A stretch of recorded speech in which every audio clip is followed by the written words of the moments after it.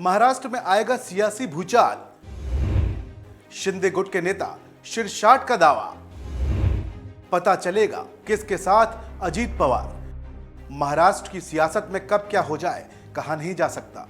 पिछले कई दिनों से कई तरह की कयासबाजी महाराष्ट्र के सियासी गलियारों में चल रही है, जो एक बड़े सियासी भूचाल का संकेत भी है। महाराष्ट्र में सियासी उलटफेर के दावे पिछले काफी समय से किए जा रहे हैं। कभी अजीत पवार के 40 विधायकों संग एनसीपी छोड़कर बीजेपी के साथ जाने के कयास लगते हैं, तो कभी शिवसेना गुट उद्धव ठाकरे में फिर से टूट की चर्चाएं तेज होती हैं।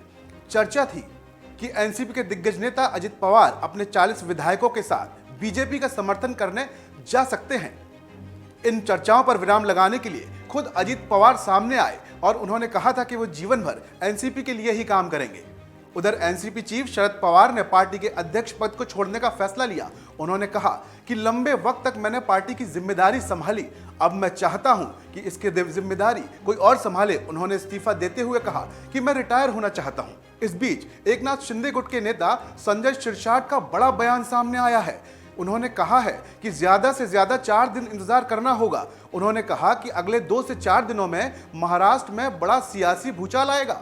इस दौरान पता चल जाएगा कि अजीत पवार आखिर किसके साथ है। हालांकि अजीत पवार ऐसे कयासों को मीडिया के सामने पहले ही खारिज कर चुके हैं।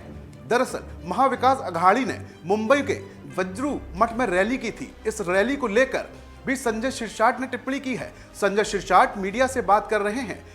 जब उन्होंने ये बयान दिया, संजय शिरसाट ने कहा कि आज सबसे ज्यादा परेशानी अजीत पवार को हो रही है। जहां तक मेरी जानकारी है, कल तक महाविकास अघाड़ी असमंजस में था कि वज्रू मठ की रैली में अजीत पवार की कुर्सी रखी जाए या नहीं। इससे पहले उन्होंने जो कमेटी बनाई थी उसमें अजीत पवार का नाम कहीं भी नहीं था।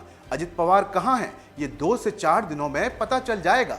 संजय शिरसाट ने कहा कि आज 3 पार्टियां एक साथ आ रही हैं और ये दिखाने की पूरी कोशिश कर रही हैं कि हम साथ साथ हैं। उन्हें लगता है कि पूरा महाराष्ट्र उनके साथ है। हालांकि उनकी ये सोच गलत है। एमवीए की रैली से माहौल बदल रहा है। शिवसेना प्रमुख ने मुझसे कहा था कि भीड़ थी तो वोट क्यों नहीं मिलता, इसलिए इस पर ज्यादा ध्यान देने की जरूरत नहीं है। संजय शिरसाट ने यह भी कहा कि सभा की वजह से ज्यादा धूल नहीं उड़ेगी। अगर धूल थोड़ी बहुत उड़ती भी है तो उसे पानी फेंक कर शांत कर देंगे।